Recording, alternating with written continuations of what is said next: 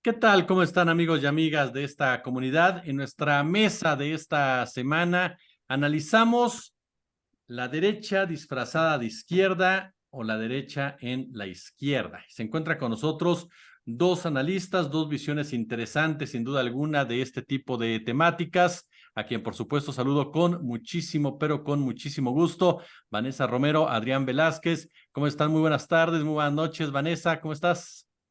Todo muy bien, encantada de estar con ustedes, Jesús, Adrián. Adrián, bienvenido. ¿Qué tal, Jesús? ¿Cómo estás, Vanessa? Un gusto estar por acá, platicando. Gracias, igualmente. Oigan, pues la primera pregunta que yo pongo sobre la mesa, a ver, nos topamos con una candidata de la derecha, que es Xochitl Gálvez, perdón ustedes, que me dice, yo no soy de derecha. Santiago Krill dice que tampoco es de derecha, que él es de izquierda. Vicente Fox resultó que también ya es de izquierda. Mi gran pregunta es, ¿por qué? Y de entrada les preguntaría eso. La derecha, ¿por qué finge ser de izquierda si en realidad es supuestamente la izquierda un problema para su forma de ver las cosas o su forma de gobernar? Y comenzaría contigo, Vanessa. Claro, pues muchas gracias por el espacio, por invitarnos. Eh, Efectivamente, yo creo que en términos desconcertantes para todos hemos observado que los políticos que originalmente se asociaban a ideologías de derecha, como bien dices, Krill, Xochitl Gálvez, el mismo Fox, comienzan a adoptar estas retóricas asociadas a la izquierda. Y la respuesta yo creo que es multifactorial. Primero, y la más obvia, sería por una estrategia discursiva para apoyar, para ganar el apoyo de nuevos sectores de la población que claramente no los están apoyando, pues ellos observan que el electorado pues, mexicano está apoyando un movimiento de transformación que hoy abandera el presidente, que tiene evidentes postulados de izquierda. Y pues hay otra parte del electorado que si bien no apoya el movimiento o ya no apoya más el movimiento que anda el presidente, pues por no estar contenta con las políticas que ha implementado, pero este electorado sí prioriza cuestiones sociales, cuestiones feministas, cuestiones ambientales, pues más asociadas a la izquierda que a la agenda conservadora tradicional que estos partidos eh, solían representar. Y pues últimamente lo que ellos quieren es un poco ese pastel, un poco de esos votos. Pensemos en toda la gama de posibilidades, en toda la gama de candidatos que hemos visto pasar, pues por el PAN, por el PRI en los últimos meses, pues ellos lo intentaron de todo. Intentaron desde posicionar a Lili Telles casi como una Milei, como una especie de Vox para ver si funcionaba, para ver si este discurso les funcionaba para poder atraer a cierto número de electores y evidentemente ya vimos que el resultado pues, de sus análisis internos habrá sido negativo, tan es así que se bajaron. Entonces yo creo que mi primera respuesta sería, te digo, yo creo que es multifactorial, pero mi primera respuesta sería como estrategia discursiva. Adrián, hipocresía por parte de la derecha, como dice Vanessa, pragmatismo de plano o ya una confusión ideológica que ni ellos mismos saben dónde están parados. Pues mira, ya de entrada partimos de un déficit, ¿no? En América Latina es poco común que la derecha se asuma de derecha en contraste con lo que pasa en Europa, ¿no? En Europa es el PP, por ejemplo, en España es el partido de derecha, lo dice así, sus votantes no tienen ningún problema en decir que votan a la derecha y que buscan ofertas de derecha. En América Latina, por sus propias razones históricas, esto está como mal visto, ¿no? Entonces tenemos ahí un enorme déficit de ser claro y explícitos con ese sector del espectro ideológico, que no significa, que no se diga, no significa obviamente que no exista y que no haya vertientes de derecha, ¿no? Siempre las ha habido, las sigue habiendo. Creo que en México Lili Telles fue la que puso ahí el dedo en la llaga, ¿no? En algún momento dijo eh, hace falta una derecha que no se avergüence de sí misma, ¿no? Que explícitamente se reivindique como tal. A mí eso me parece muy sano, las cosas como son, ¿no? Tampoco pasa nada si alguien se asume de derecha o si alguien vota a la derecha, me parece que habría que empezar a decirlo, a normalizarlo. Y ya en el contexto, en la coyuntura política más actual, yo resaltaría dos cuestiones. Primero, en el sentido que decía Vanessa, un pragmatismo, ¿no? Creo que después de insistir con esta clivaje, ¿no? Con esta dicotomía entre nosotros salvaguardamos la democracia y el obradorismo viene a desmantelarla, es el autoritarismo, se ve que no les funcionó. Bueno, están intentando de alguna manera colocarse en un contexto de hegemonía de los valores de izquierda, ¿no? La imagen del presidente, el apoyo a sus políticas, muy discutidas por el PAN, por ejemplo, esos debates con Fox, ¿no? Donde decía que era populismo, la pensión a adultos mayores. Bueno, ahora, en vista de los resultados, pues intentan ahí arroparse a lo que es claro que ha tenido éxito. Y un segundo punto, creo que sí hay algo de confusión ideológica, es decir, veníamos de un sistema político donde dos grandes partidos, el PRI y el PAN, se disputaban el poder dentro de un mismo marco de continuidad de política económica, de política social, el neoliberalismo, y esto provocó que no hubiera esa gimnasia de desarrollo doctrinal, de debate ideológico que les permitiera tener como un buaje para explicitar su propia posición. Así que se les acabó el negocio, entró una tercera fuerza que rompió con esa hegemonía neoliberal y la verdad les ha costado mucho volver a posicionarse en este nuevo escenario. Ahora, el votante mexicano, ahorita que ponían de ejemplo lo que pasa en Sudamérica, por ejemplo, con el avance de Milei que seduce sobre todo a la población más joven. El votante mexicano está vacunado en contra de las ideas de la derecha, sobre todo esta derecha que comienza a querer asumir banderas que oficialmente son, o más bien dicho, originalmente son de la izquierda, pero ¿el votante mexicano está vacunado ante una situación de esa naturaleza o puede presentarse algo similar como lo que vimos en Argentina e incluso como lo que vimos en los Estados Unidos con el tema de Donald Trump, Vanessa? Muy interesante lo que planteas, Jesús.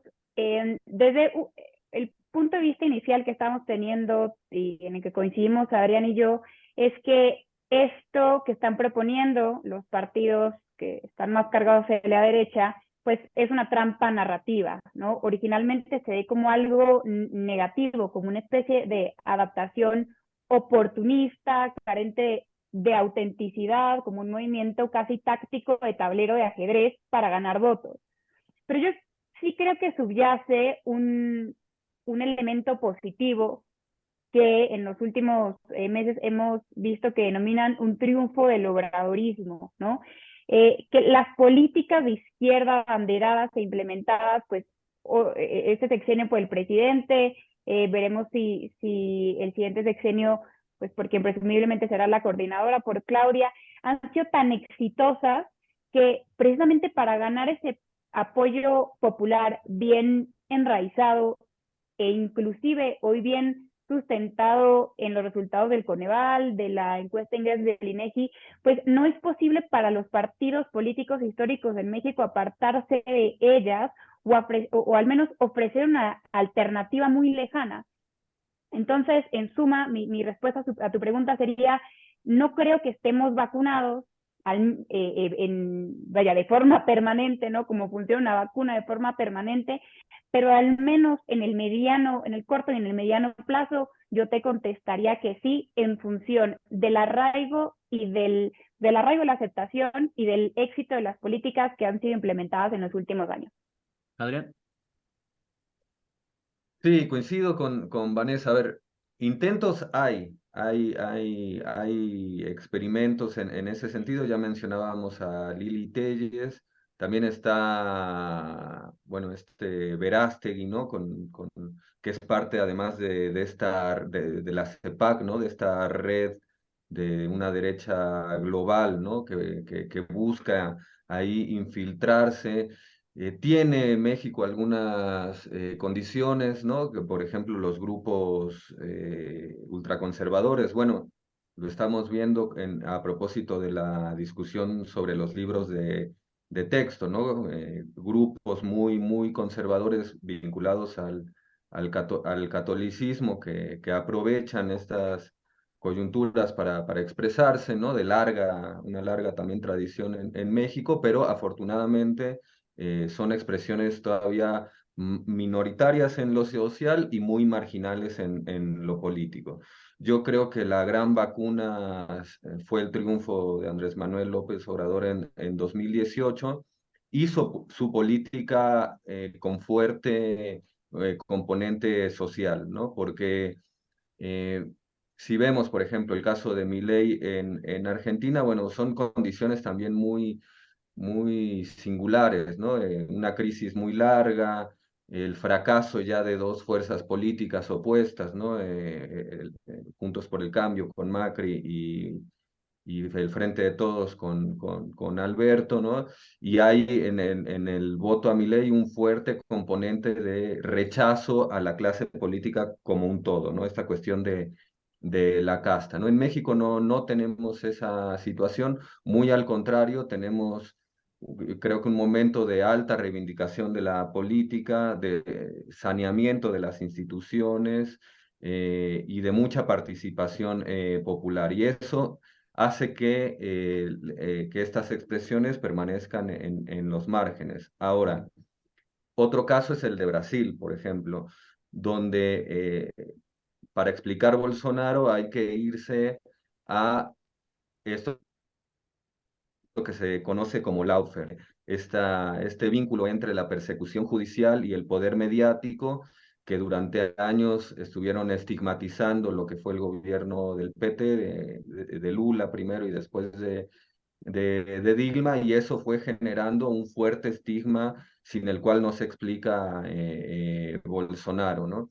Ese segundo escenario, por ejemplo, sí vemos algunas características en México, ¿no? Con todas las tensiones con el Poder Judicial, con la Suprema Corte, con la oposición de los medios, surge también un personaje ahí medio que como todos estos personajes al principio dan risa, pero después empiezan a dar miedo, ¿no? Con un emporio o con una empresa de medios de comunicación muy importante, que es Ricardo Salinas Pliego, ¿no? Que salió con esta campaña anticomunista contra los libros que tiene caja de resonancia. Entonces, no es que no hay que curarnos en salud, pero hay sus intentos, pero creo que la vitalidad del obradorismo en este contexto hace de barrera de contención para que eso no crezca demasiado. Es el Poder Judicial, ahorita que lo tocabas, Adrián, el último reducto precisamente de esos intereses de derecha, porque obviamente el Poder Ejecutivo nos queda claro que no. El Poder Legislativo está dividido, hay una presencia, pero aún así hay una mayoría por parte de Morena. Es el Poder Judicial, particularmente lo que significa la Suprema Corte de Justicia, el último reducto de este tipo de personajes, de este tipo de intereses, como el caso concreto de Ricardo Salinas Pliego y de otros empresarios que hoy por hoy han comenzado ya litigios, Germán Larrea y otros de la derecha, y desde ahí intentarían, por ejemplo, ¿es posible un lawfare en México, Vanessa? Pues como abogada me das en mi mero mole. Yo creo que sí, yo creo que ese es el último reducto, ni siquiera sé si lo llamaría pues así, el último reducto, porque implicaría que eventualmente vamos a terminar con él y entonces todos vamos a vivir en una república amorosa y armónica.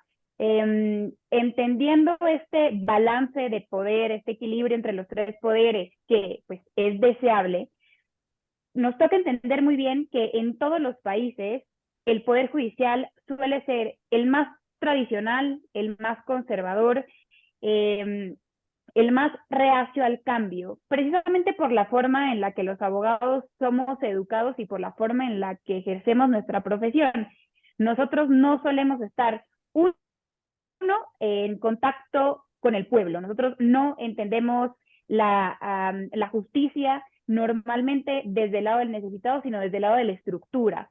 Y pues estructura que cambia, pues es complicado que cambie, es una estructura muy rígida. No estamos acostumbrados a la flexibilidad, todo está hecho en funciones de leyes, en función de precedentes, en función de silogismos claros. Entonces, estructuralmente, a eso es a lo que quiero llegar, estructuralmente, tanto por formación como por sistema, es un poder naturalmente conservador. Entonces, yo creo que así va a permanecer.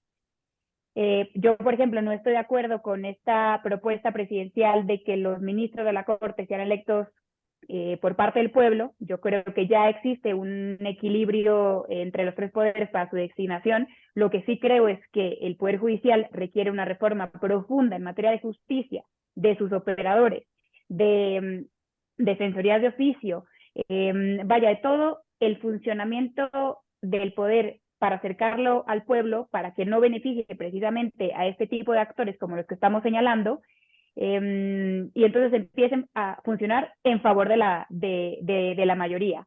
Y yo no creo que ese vaya a ser el único contrapeso que va a encontrar pues lo que llamamos hoy la transformación. También podemos empezar a ver, por ejemplo, paneles arbitrales o aspectos relacionados con el TEMEC, a los que Grupo México ya está acudiendo para obtener pues, para empezar una especie de lawfare, para obtener cierto balance, cierto contrapeso a una resolución del Ejecutivo, del Legislativo, que a lo mejor ya no está pudiendo obtener del Poder Judicial, porque lo que sí ha hecho esta administración es terminar con la opacidad que tenían sus resoluciones. Antes una resolución del Poder Judicial pues era una cosa tremendamente técnica, desconocida, nadie la podía comprender. Hoy lo que sí ha hecho el presidente a través de las conferencias mañaneras es evidenciar las resoluciones, pues podemos estar de acuerdo o no en la forma en que lo hace, pero lo que creo que no podemos negar es la transparencia que le ha dado a ciertas resoluciones y en general el funcionamiento del Poder Judicial. Pues lo que evidenció del ministro Aguilar esta semana, de nuevo, podemos estar de acuerdo o no desde el púlpito del que lo hace, pero lo cierto es que evidenció que tiene una resolución de Ricardo Salinas Pliego que lleva esperando 8 meses y pues por 25,000 millones de pesos, pues no es cosa menor para el país entero. Adrián. Sí, bueno, es realmente un problema, coincido con Vanessa, o sea, hay una cuestión de formación, ¿no? Que sería importante atender, aunque sea una alternativa para mediano y largo plazo, ¿no? Pero creo que sí habría que ver el tema de la formación porque es muy difícil, es un poder. Vanessa seguramente lo sabe mejor que yo, que es experta, pero es un poder que es muy corporativo en el sentido de que tiene sus propios procesos de formación, sus propios procesos de ascenso, de carrera, sus códigos, incluso sus rituales.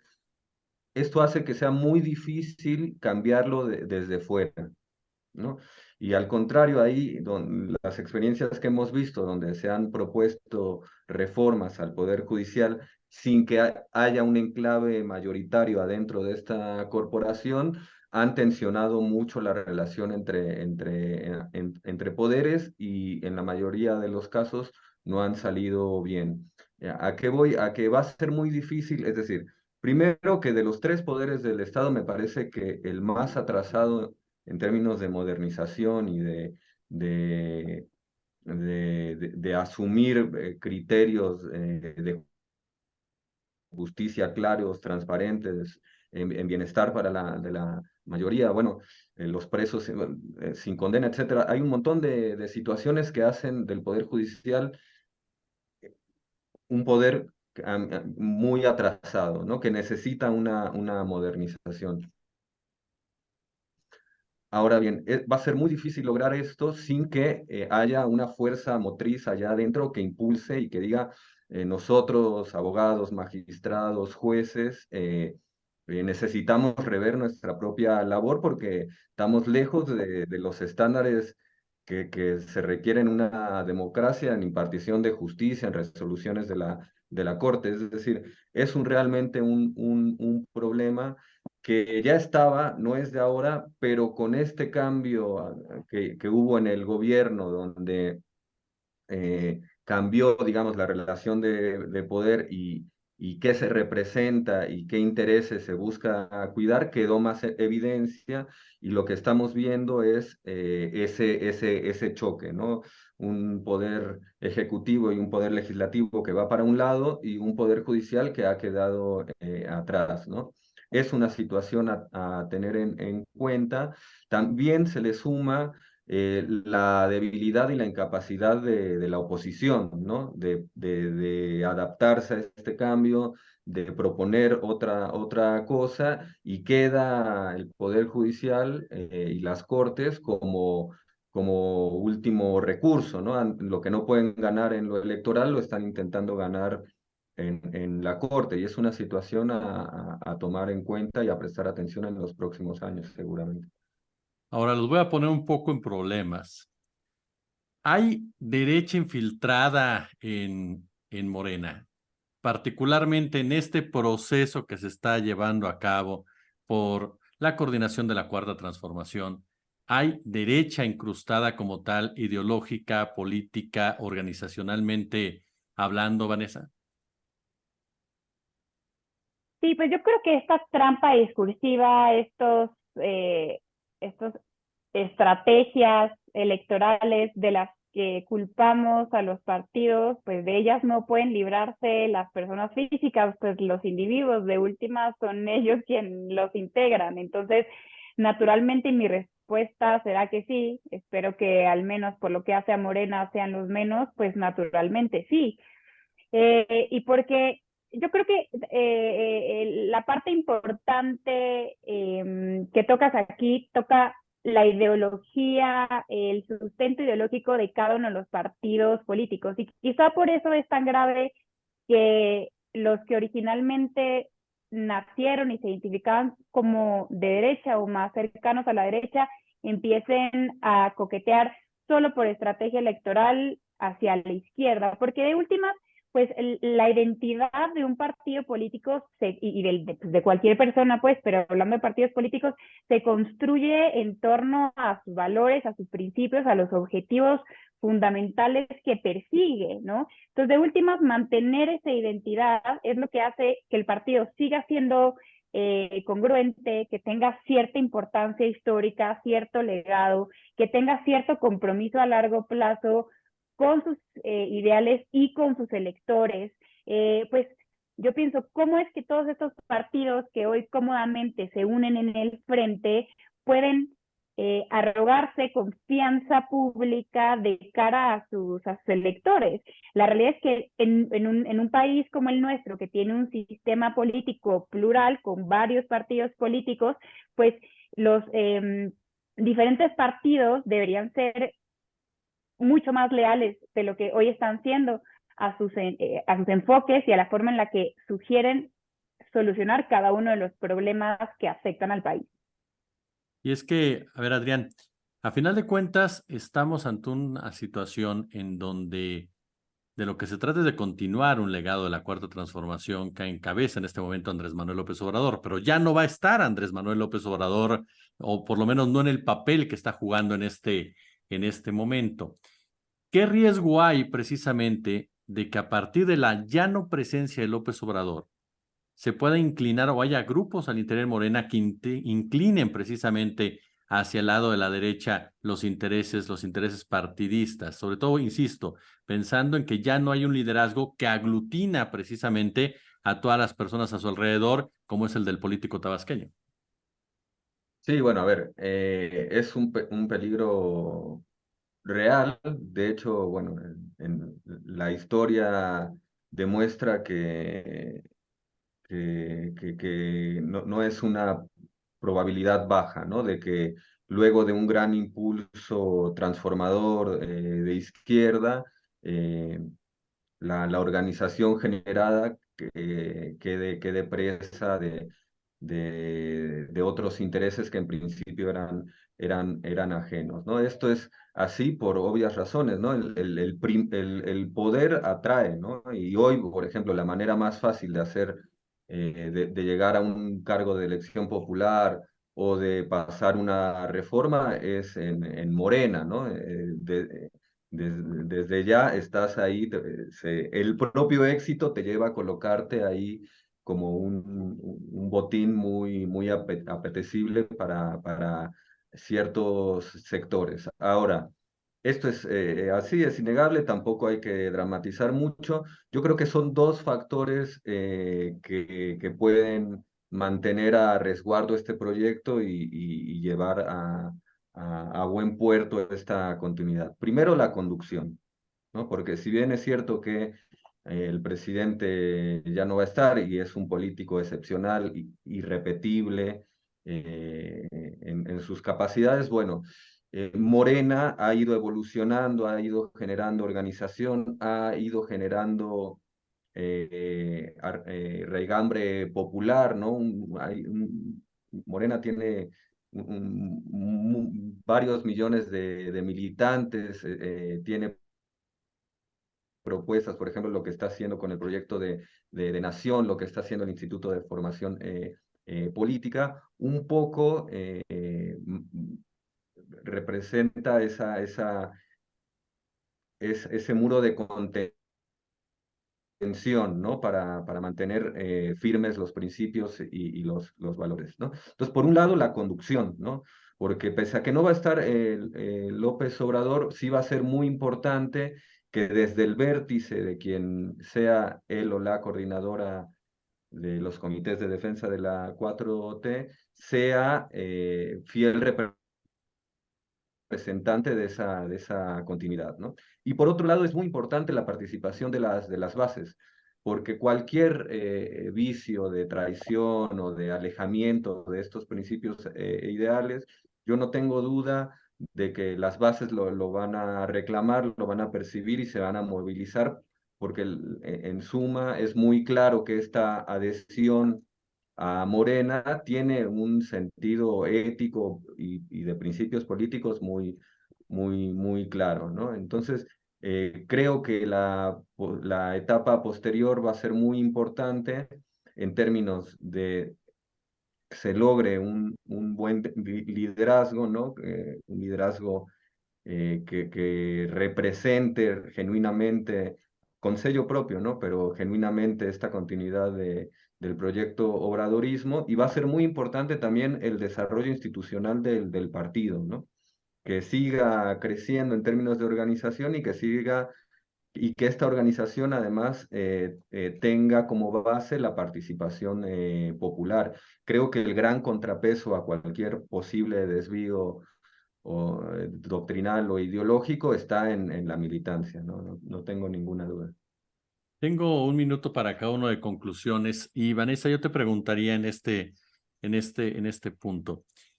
Morena solamente tiene que llevar la pelota del otro lado de la cancha para ganar. ¿Cuál crees tú que será la reacción de la derecha de aquí a 2024? Me parece muy importante seguir la línea de lo que está comentando Adrián, recordando un poco lo que decía Beatriz Paredes hace unas semanas, que nominaba al presidente López Obrador como un accidente histórico, ¿no? Ahí yo me preguntaba, pues, ¿qué es lo accidental de un movimiento que fue absolutamente lógico y causal, ¿no? Entonces yo creo que no solo se trata de llevar la pelota hacia el otro lado, sino entender los aspectos históricos que nos trajeron hasta aquí y que alejaron, digamos, la brújula política de la derecha y la acercaron más hacia la izquierda. Pues la tremenda desigualdad económica que vivíamos, los escándalos de corrupción, las crisis económicas que experimentamos. En tanto sigamos solucionando esos problemas y otros problemas reales, pues violencia, seguridad, eh, los aspectos de salud que todavía no hemos podido solucionar, educación, esos problemas reales, yo creo que podremos mantener pues, la pelota de este lado. Adrián. Sí, no, va a ser muy interesante ver cómo evoluciona esto, porque hay datos que todavía no a que lo que significó 2018, significó un cambio total del sistema político, una fuerza que recién en 2015 participó en sus primeras elecciones y hoy tiene, creo, 22 gobiernos, ¿no? en la República, significó agitar la pecera, la arena flota y todavía no ha sedimentado, ¿no? El PRI está en una situación paupérrima, ni qué hablar del PRD. MC es otra incógnita, está ahora en plena disputa por ver cuál va a ser su estrategia electoral del 24. El PAN está, digamos, doctrinalmente, lo veo bien armado porque es el partido conservador por excelencia, pero creo que hay todavía, estamos en ese proceso de sedimentación después de la marejada del 2018 y no creo que para después del 24 veamos los mismos actores, ¿no? Eso va a cambiar, o por lo menos yo atisbo que todavía vamos a tener ahí alguna novedad.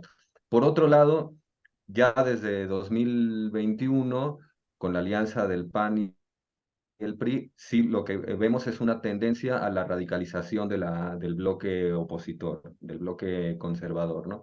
Incluso con esta moratoria constitucional, es decir, como un bloque muy compacto e intransigente que ve en el obradorismo, lo que dice Vanessa, un accidente histórico, y con un accidente histórico no vale la pena dialogar ni negociar, ¿no? Y la política es confrontación, es diferencia ideológica, pero también hay necesidad de acuerdo, ¿no? Vemos estos liderazgos como Lili Telles, Ricardo Salinas Pliego, que ya mencionamos. Entonces, esa tendencia a la radicalización también es una realidad y va a ser una de las cosas a prestar atención en el periodo 2024-2030. Vanessa Romero, Adrián Velázquez, un verdadero placer platicar con ustedes aquí con nuestra comunidad. Muchas gracias, Jesús. Muchas gracias. Buenas noches.